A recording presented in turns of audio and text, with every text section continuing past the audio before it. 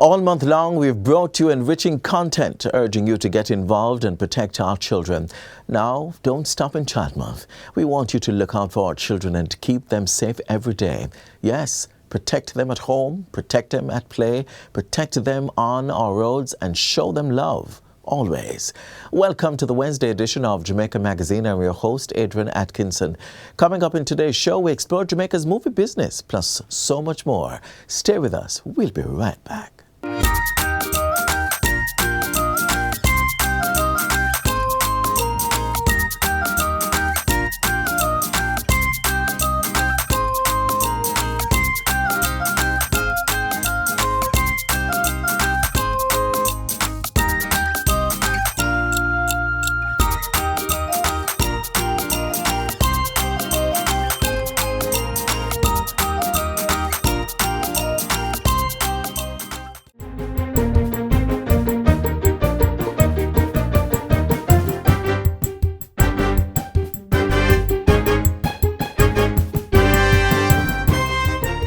Good day, I'm Stephen McHugh, and this is your JIS News for Wednesday, May 31, 2023. The Planning Institute of Jamaica, PIOJ, is estimating that the country's economy grew by an estimated 2.7% during the January to March 2023 quarter. PIOJ's Director General, Dr. Wayne Henry, says this represents the 8th consecutive quarter of growth. Importantly, this quarter's growth has yielded a fiscal year outturn, resulting in the achievement of output levels from the impact of COVID-19, 1 year before the projected recovery date of fiscal year 2023-24. Dr. Henry says the outturn for the period largely reflects an increase in external demand for local tourism products.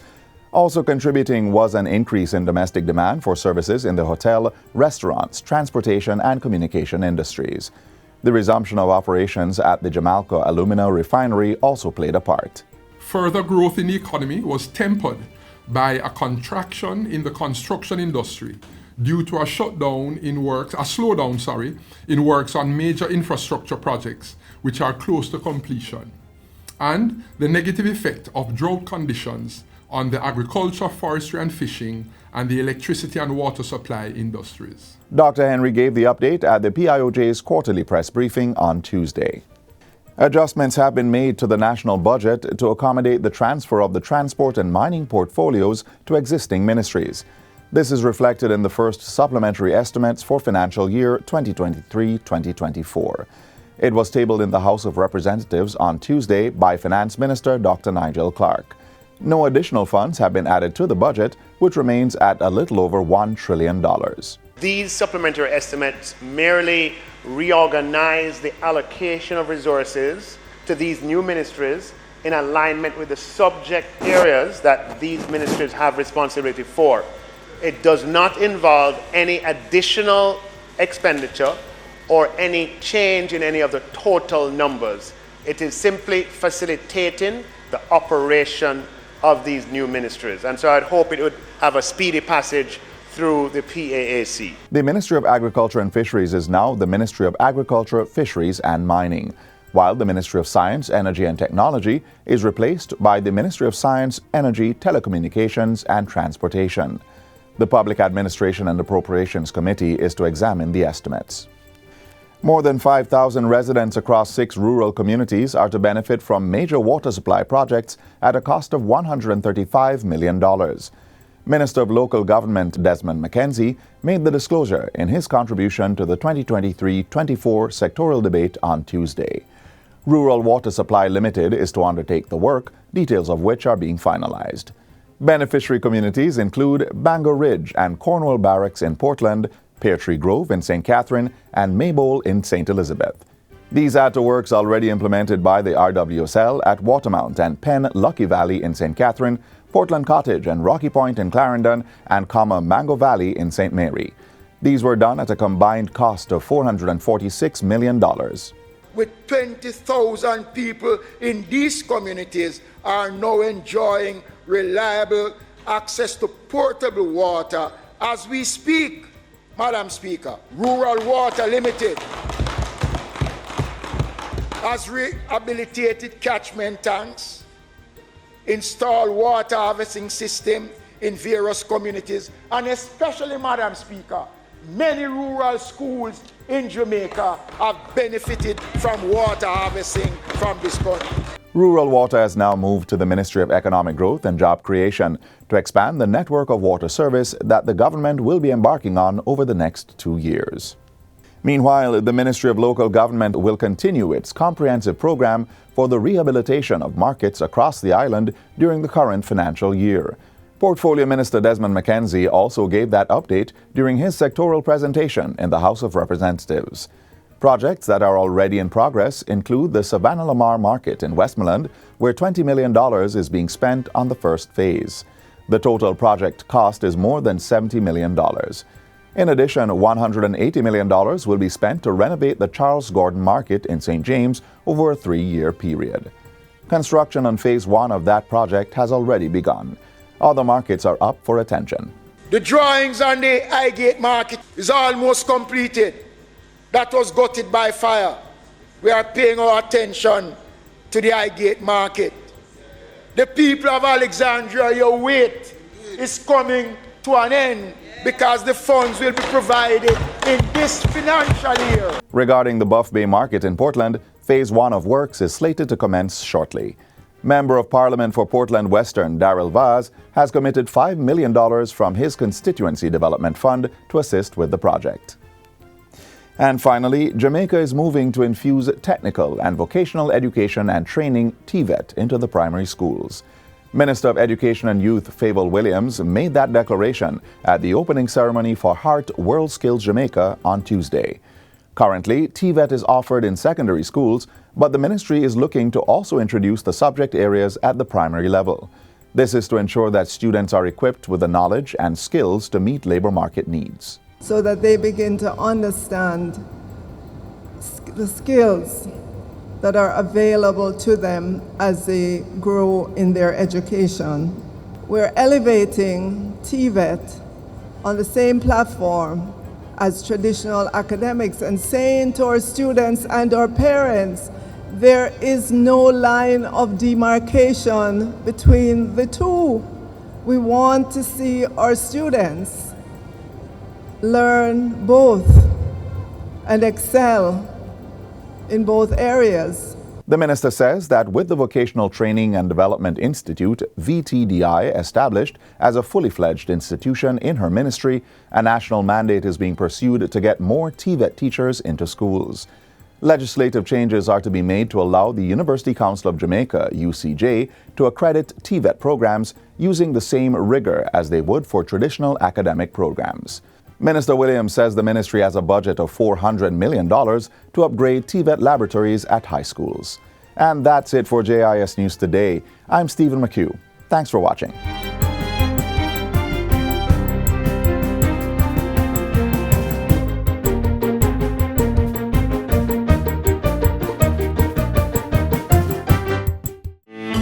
Keep that smile on their faces and preserve their innocence.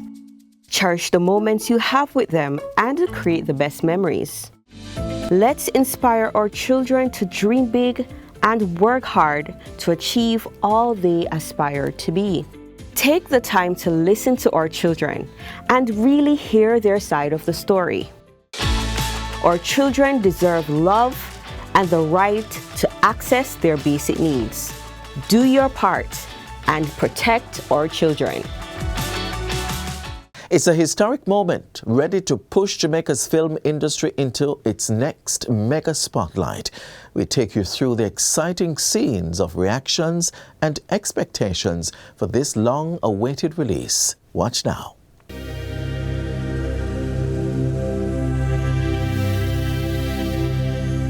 The lights are illuminating a new era in Jamaica's film industry. It's a financial pool that gives local filmmakers latitude to harness their full creative potential. Visual clarity for capturing authentic Jamaican culture experiences through the creative lenses.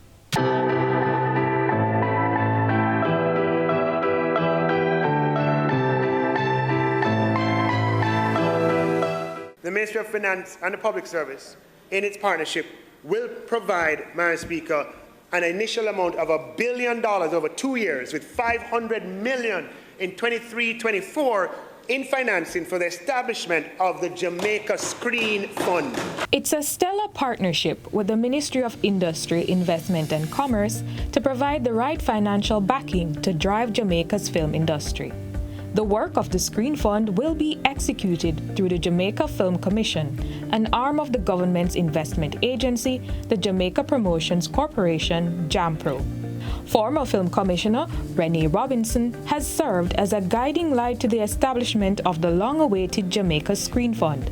Renee tells us more about the strategic role the fund will play in expanding Jamaica's film industry. What is the Jamaica Screen Fund?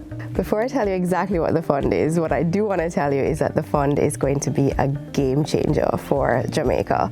So the Jamaica Screen Fund, the inaugural Jamaica Screen Fund, is going to provide an opportunity for the government of Jamaica to support local content through the development and productions phases. How much work went into the establishment of? So much work. Oh my gosh, there's just been so much happening, and the hard work starts now of being able to structure the governance, the management process, and to make sure that it is transparent, sustainable, that it demonstrates impact, and that we're able to utilize it to really identify high potential projects that are going to be able to have economic impact and commercial viability in the future.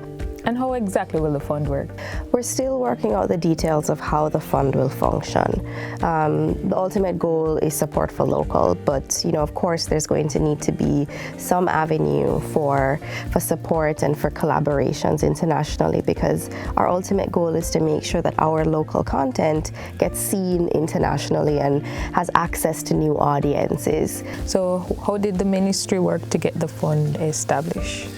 We saw that there was a need to develop this part of our economy, to employ more people, make sure people who have the natural abilities get a chance. It was a discussion between Minister of Finance, Dr. Nigel Clark, and myself. We decided to set up a fund to make sure people can have some assurance that there is funding for their ideas. How will the Screen Fund be structured? Structured with a board, most likely from private and public sector. They're supposed to manage, rather govern the project so that there's transparency, so there's accountability, and so that there's performance. You're going to see how much you spend, who you spend it on, what's the return, how many people you employed, how many artists were involved, how much information was passed on from the outside filming company to our local people, over what period of time do we get to begin and start and fund and deliver our own movies.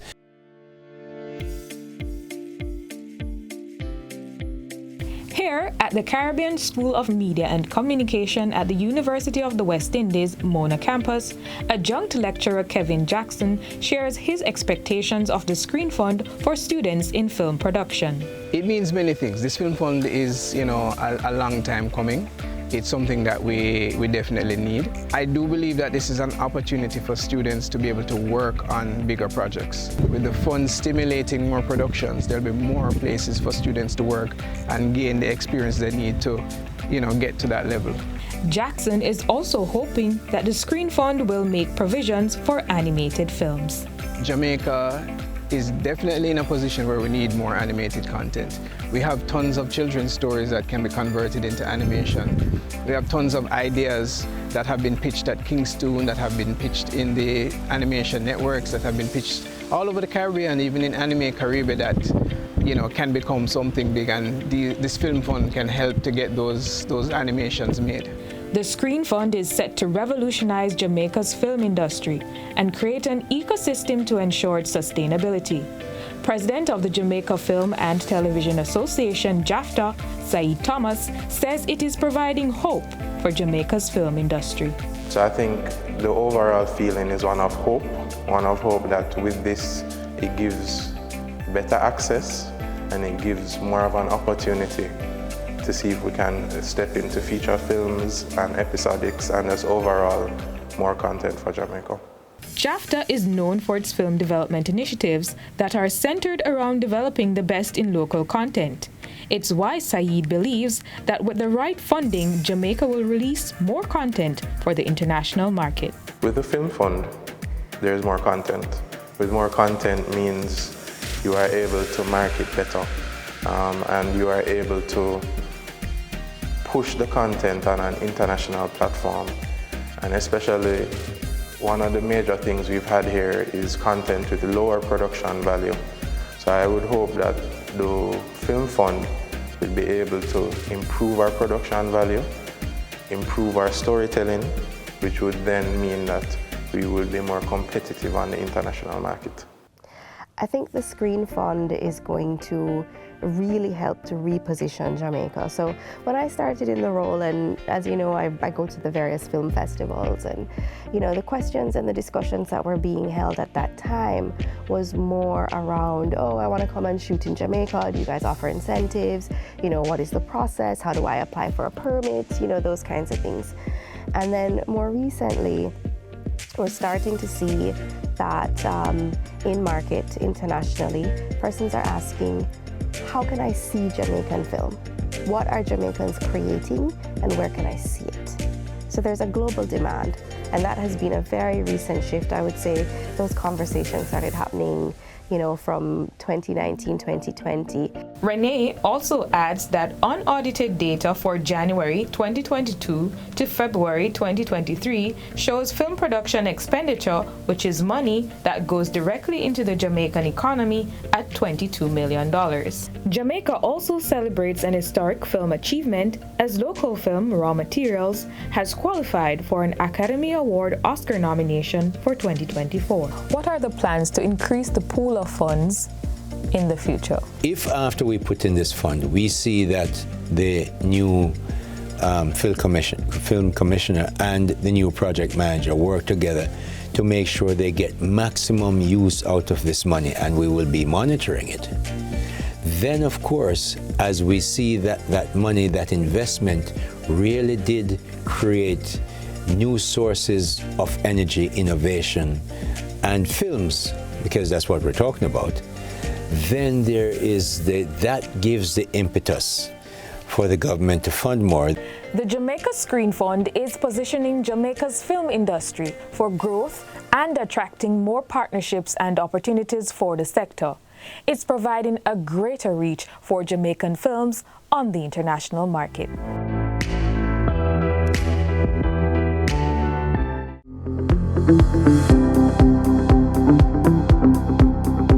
The Prime Minister was quite busy in the week that was, and we have the highlights. I'm Simone Wolf, and you're watching Jamaica House Weekly. At the start of the week, Prime Minister Andrew Holness announced changes to his cabinet, resulting in one less ministry as its portfolios were merged with others. Mining has been added to the Agriculture and Fisheries portfolio, with Floyd Green as Minister and Franklin Witter as his Minister of State. There is also now a Ministry of Science, Energy, Telecommunications and Transport, led by Darrell Vaz and supported by Minister of State J.C. Hutchinson. Other changes include the appointment of Pernell Charles Jr. as Minister of Labour and Social Security following the resignation of Carl Samuda. Newly appointed Senator Dr. Dana Morris Dixon will assume the role of Minister without Portfolio in the Office of the Prime Minister and will have direct oversight for skills and digital transformation. Prime Minister Holness says she will be responsible for liaising with the private sector and the Heart NSDA Trust to address skill gaps. The private sector is crying, literally, regarding the availability of skilled labor. It is now becoming a constraint on our growth. And so we need to pay attention to that. Other changes announced by the Prime Minister include the appointment of Marsha Smith as Minister of State in the Ministry of Education and Youth, and State Minister Orlando Tarilong moving to the Ministry of Foreign Affairs and Foreign Trade. Other State Minister moves include Xavier Main heading to the Ministry of Finance and the Public Service and Juliet Cuthbert Flynn at the Ministry of National Security.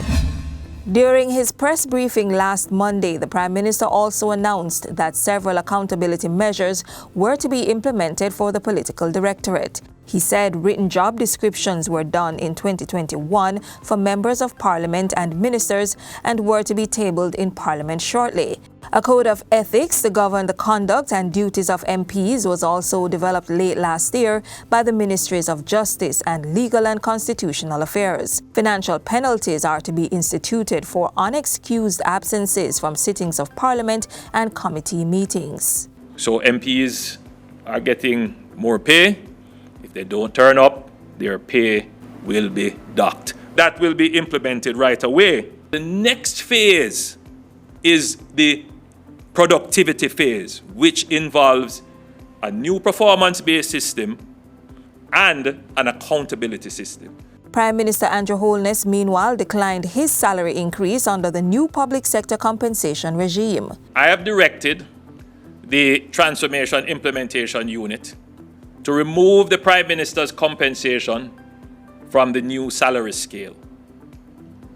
The Prime Minister's compensation will therefore remain at its previous levels. To be clear, no retroactive payments will apply to the Prime Minister's pay.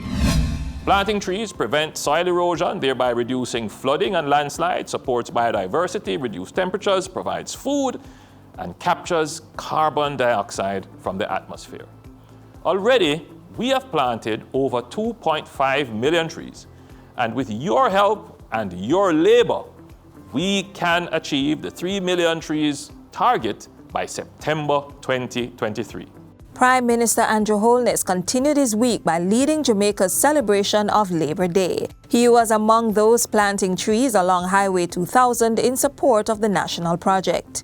It is a very important thing that we are undertaking, and so the labor of the country that has always been responsible for the development of the country on this day is taking time out to voluntarily contribute time and effort to this very important cause that we acknowledge on Labor Day. 10,000 trees are projected to be planted on the 3.2-kilometer stretch of land in the vicinity of Heartlands Exchange.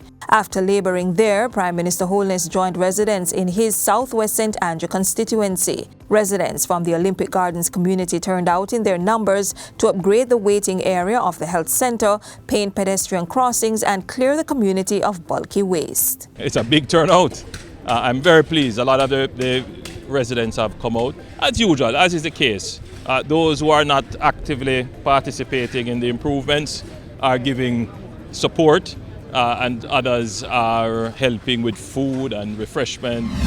Prime Minister Holness had several other engagements in the past week. These included a courtesy call by Food for the Poor's President Ed Rain and his team. Discussions were held around sustainable development and housing, to name a few. On Sunday, the Prime Minister discussed the need for values-based education, as he indicated that government was seeking to expand its partnership with the church to build more schools in Jamaica. I believe that the church can play and is playing a very important role in fortifying the society and in ensuring that there isn't a total collapse of the moral base of the society. Mr. Holness was delivering opening remarks at the Archdiocese 2023 Pentecost Assembly held at the National Arena. He saw the potential in this country. He saw what this country could achieve if only it would just settle down and realize its true potential. If only it would not be distracted by meaningless debates that carries us around in a circle and carries us right back to the point where we started, only to realize that we missed the point and we missed the time. It was very frustrating to him. Prime Minister Andrew Holness reflecting on the life and work of the late former Prime Minister Edward Seaga. He was speaking at a floral tribute to commemorate the 93rd anniversary of Mr. Seaga's birth at the National Heroes Park. Later in the day, Mr. Holness released a statement expressing deep sadness at the passing of well-known businessman Lascelles Chin. Mr. Chin, the founder of Lasco Group, passed away on Saturday at age 86. The Prime Minister hailed him as a visionary leader and an advocate for change whose legacy will forever inspire us. Over the weekend, the Prime Minister also expressed sadness at the passing of former Jamaica Labour Party caretaker for East Portland, Patrick Lee. Mr. Lee was also a former councillor, businessman and philanthropist. Condolences were also poured out at the passing of American-born singer Tina Turner, who passed away on Wednesday. Closing out the weekend, Prime Minister Andrew Holness attended a fundraising concert dubbed An Evening with Michael Bolton, the Children Charity Concert. The event was put on by the Issa Trust Foundation to raise $300,000 towards the construction of a new pediatric clinic in St. Anne. And this is where we close out Jamaica House Weekly. We'll be back next week with more stories coming out of the office of the Prime Minister.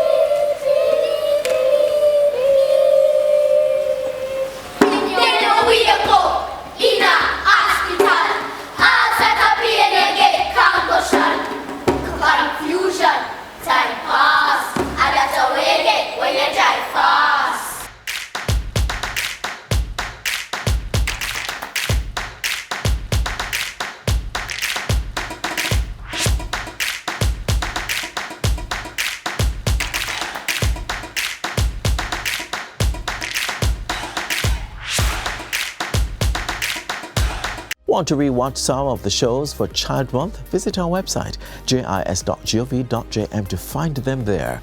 There's so much more enriching content. Also, share your feedback with us by sending your email to jamaicamagazine@jis.gov.jm. On behalf of the entire team here at the JIS, I'm Adrian Atkinson, reminding you that children need our love and protection. Get involved. This has been a production of the Jamaica Information Service, the voice of Jamaica.